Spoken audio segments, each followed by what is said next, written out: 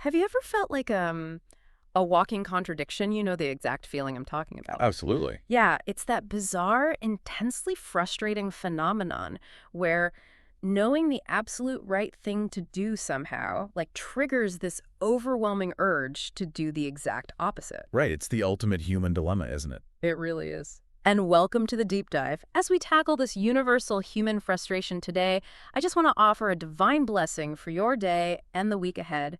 May you find peace, clarity, and strength in whatever challenges or joys lie in front of you today.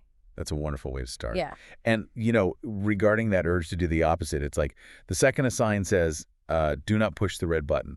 Pushing that red button becomes your sole purpose in life. Exactly. The restriction itself seems to, create the desire, which is why we're exploring one of the most complex, dense, and frankly, emotionally raw texts in the entire New Testament today. Yeah, we are diving deep today. We really are. We're looking at Romans chapter 7, specifically verses 1 through 25.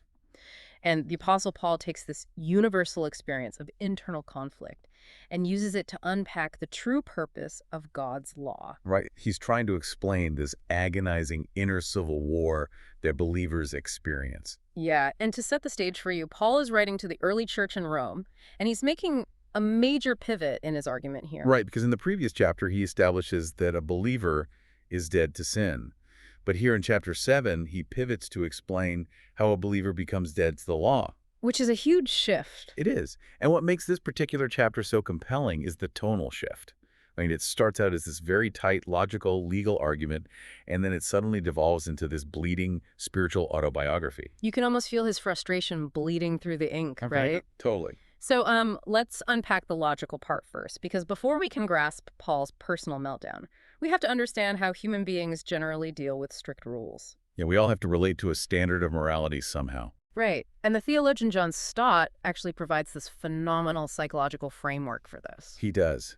He suggests there are essentially 3 ways people handle the weight of moral law. Okay, lay them out for us. So the first group falls into the trap of being legalists. These are the people who believe they can obey the law well enough to literally earn their salvation. Like checking boxes. Exactly. They think if they just check enough moral boxes, they somehow put God in their debt. But the standard is perfection, right? Which means they are signing up for a game they are mathematically guaranteed to lose. Oh, they absolutely lose.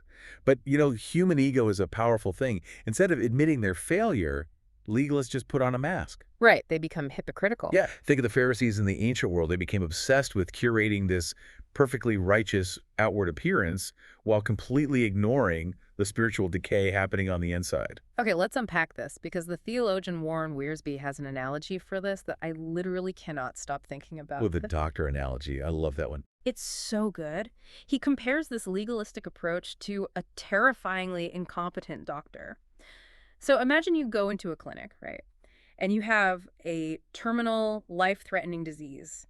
Your lungs are failing. Okay, pretty bleak. Very bleak. But this doctor, he only looks at your surface symptoms. He notices you have a slight cough, so he hands you a cough drop, pats you on the back, and sends you home. Wow. Yeah, that's malpractice. Exactly. And Wiersbe points out that legalism only treats the symptoms, the outward actions, the visible mistakes. It completely ignores the underlying terminal disease, which is the nature of sin itself. Right, you measures your spiritual health purely by what you do or don't do while people are watching. Yeah, and living like that has to be an exhausting performance. Oh, it is. The sheer psychological weight of constantly managing your image eventually crushes people. And that exhaustion usually catapults people directly into Stott's second group, which is the libertines. So the pendulum swings to the absolute opposite extreme. It's a total overcorrection. If the legalists worship the rules, the libertines view the law as the absolute enemy. They just throw it all out. Completely. They look at the crushing impossibility of keeping God's perfect standard, and they just throw the entire yoke out the window. They embrace this new morality. So they take the beautiful concept of God's grace and forgiveness and they twist it. Yeah, they twist it into a blank check. They turn it into a license to live however they want, claiming that because they're already forgiven, well, the rules no longer apply to them. Wow. Okay, so we have 2 completely dysfunctional extremes here. You either try to perfectly keep an impossible standard and turn into a hypocrite, or you toss the standard entirely and turn into a chaotic mess. Right. So where does that leave the actual believer? Well, Stott identifies the third group simply as the Christians. According to this framework, a maturing believer rejoices in the fact that they are entirely free from the law as a mechanism for salvation. Because they deeply understand they could never earn it. Exactly. But, and this is the crucial distinction, they don't throw the law away like the libertines do. They still hold a profound respect for it. They actually delight in it as a revelation of God's character. Yeah, they just no longer rely on their own white-knuckle willpower to obey it. Instead, they rely on the Holy Spirit to give them the strength to live it out. Okay, wait, hold on. I need to push back on this a little bit because there is a massive legal loophole here that isn't making sense to me. Okay, lay it on me. If we are supposed to be legalists, but we also can't just politely opt out of the law like the libertines, how do we legally escape the crushing weight of the law in the first place? I mean, a law isn't a suggestion, it's a binding contract. You have zeroed in on the exact legal dilemma Paul is addressing in the first 6 verses of Romans 7. Oh, really? Yeah, and to explain the mechanics of how we escape, Paul uses an incredibly relatable universal analogy, which is the contract of marriage. Okay. In this metaphor, the moral law of God is compared to a husband, and this husband is entirely perfect. He is holy, he's completely just, and he's good. Okay, sounds like a great guy. Well, but because he's flawless, he's an impossibly demanding perfectionist. He expects absolute, unwavering perfection at all times. Oh, wow. Try to imagine the psychological toll of waking up every single day knowing you are going to fail your partner before you even finish your morning coffee. It would be brutal. Like, your partner never makes a mistake, and they just hand you an itemized list of your flaws every single night. It would be an absolute nightmare. And the wife in this analogy, who represents the believer, is deeply imperfect. She's carnal, she's flawed, she has baggage. Right, she's human. Exactly. And no matter how hard she tries, she constantly frustrates his expectations. Every minor mistake she makes is magnified by his sheer perfection. The marriage is just a suffocating environment of condemnation and failure. Yes. But here's the devastating catch. The marriage contract is binding. According to ancient law, she is bound to this husband until death parts them. Okay, here's where it gets really interesting. So, logically, we have this oppressive, terrifyingly perfect husband, the law, and this trapped, exhausted wife. The obvious plot twist is that the husband needs to die. You'd think so, right? Yeah, the law dies, the contract is broken, and the wife gets to walk away free. That is the assumption literally everyone makes when reading this. But Paul's theological genius flips the script entirely. The law, the husband, cannot die. Wait, why not? Because the law is a direct reflection of God's perfect standard. It's immortal. It's eternal. You simply cannot kill perfection. Then why create this incredibly convoluted legal loophole where someone has to spiritually die to get out of it? Like, if God wrote the law, why not just annul the marriage? Oh, interesting point. Right, why not issue a divine divorce so the wife can just move on? Because an annulment would imply that the original marriage, the law itself, was somehow illegitimate or flawed from the beginning. Ah, I see. God cannot annul his own perfect standard of justice without compromising his character. The standard remains. Therefore, if the husband cannot die and the contract can't be annulled, there is only one legal avenue for the contract to be terminated. The wife has to die. Exactly. The wife has to die. So the believer is the casualty in this metaphor. The believer has to undergo death. Paul explains that by identifying with Jesus Christ in his literal death on the cross, the believer spiritually dies to their old life. And in the legal world, death immediately terminates all contracts. Bingo. The moment the wife dies, she is instantly and permanently free from the jurisdiction of that first perfectionist husband. That is a staggering way to view salvation. You don't just get a second chance. Your legal standing under the old regime is completely wiped out. It's totally wiped out. And the metaphor continues. Because she doesn't stay dead, because she's also identified with Christ in his resurrection, she is brought back to new life. Wow, so she's alive again. She's alive again and legally free from the first marriage contract. She is entirely free to enter into a second legitimate marriage. This time, she's united to the resurrected Christ. That changes the entire dynamic of the household. The motivation completely flips. It flips from fear to love. Paul notes that in the first marriage to the law, the constant failure produced what he calls fruit for death. It just bred resentment and despair. But in this new marriage to Christ, driven by the Spirit and not the terror of breaking a rule, the believer produces fruit for God. Exactly. This brings up a really uncomfortable question, though. Okay, what is it?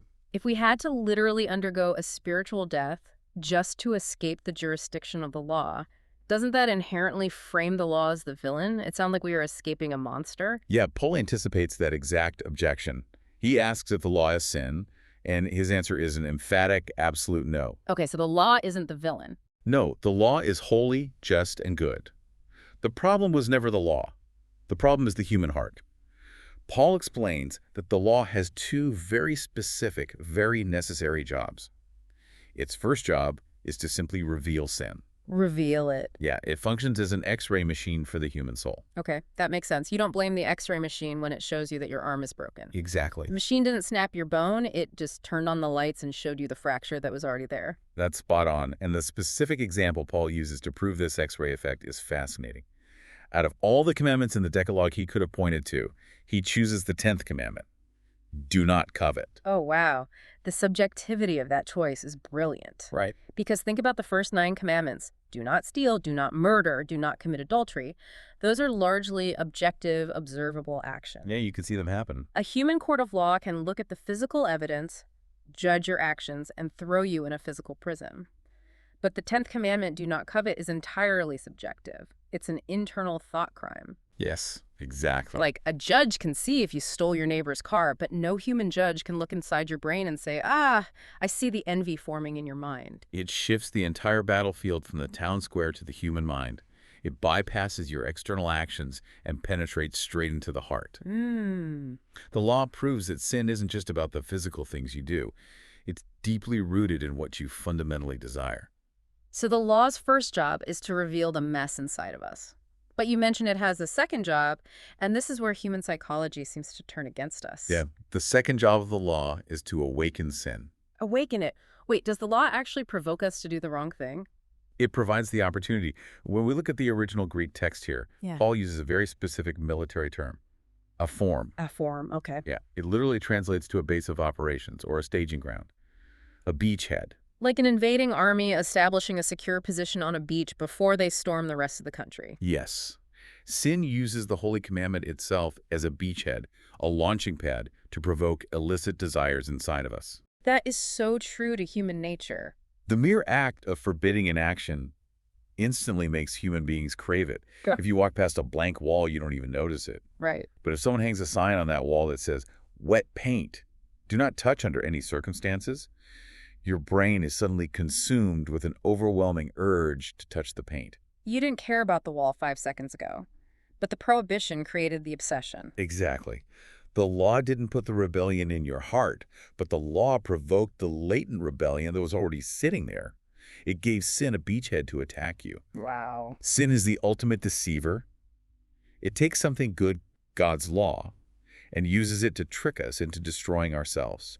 It promises joy and freedom, but it always pays out in sorrow. Which circles us right back to our opening question about feeling like a walking contradiction. It really does. And there is something deeply comforting about realizing that this struggle against the beachhead of sin isn't just a phase for rookies. This agonizing internal conflict is actually the defining characteristic of a maturing Christian. It is.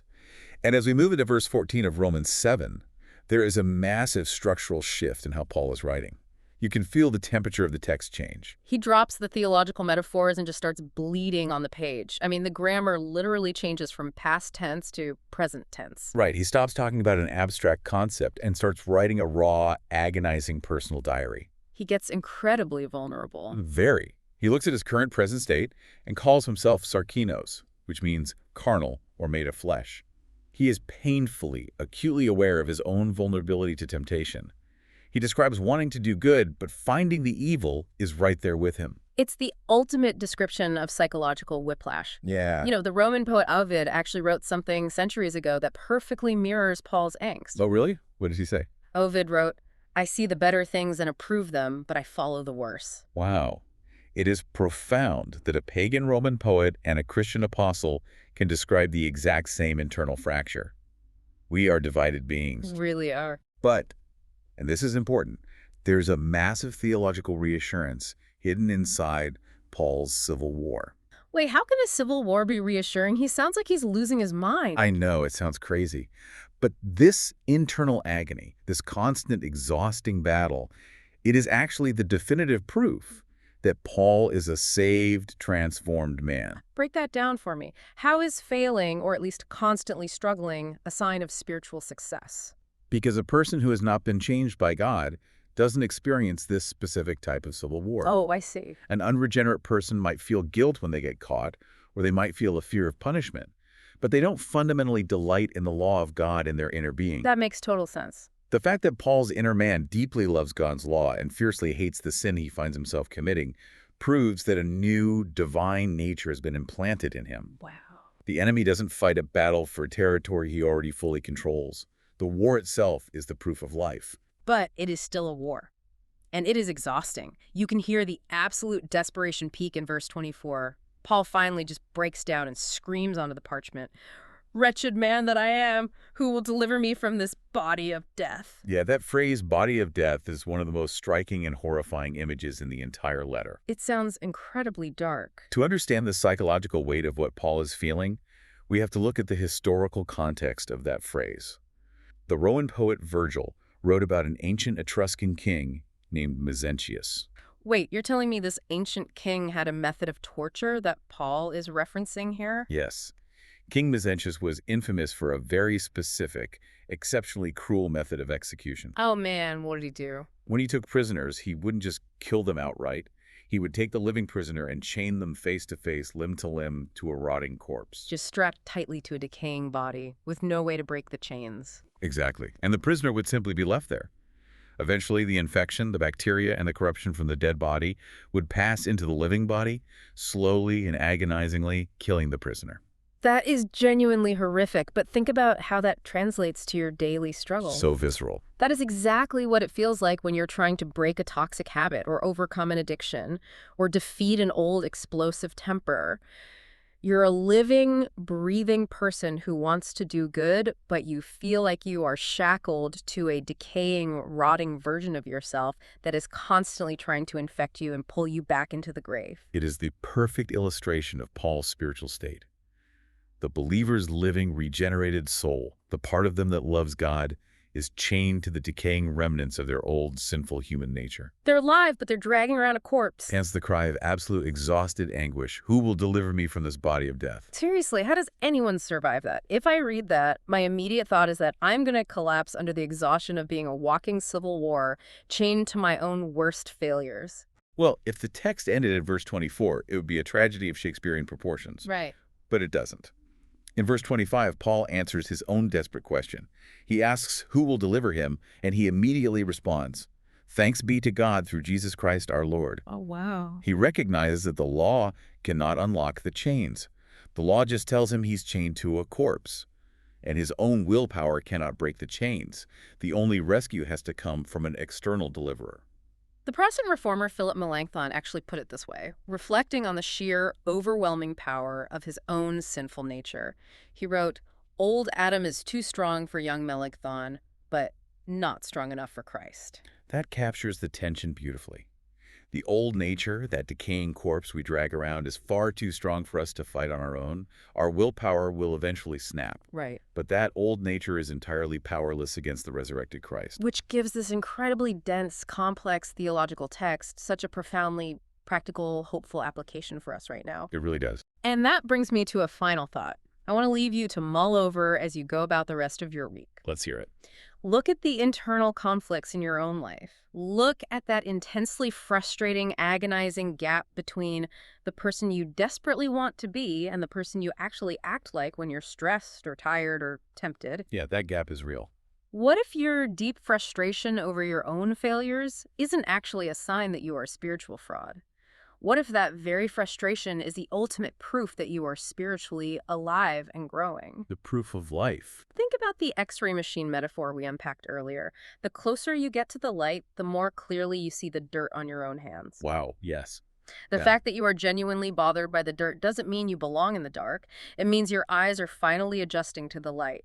The presence of the Civil War means the enemy hasn't won the territory, so keep fighting. God blesses all the listeners.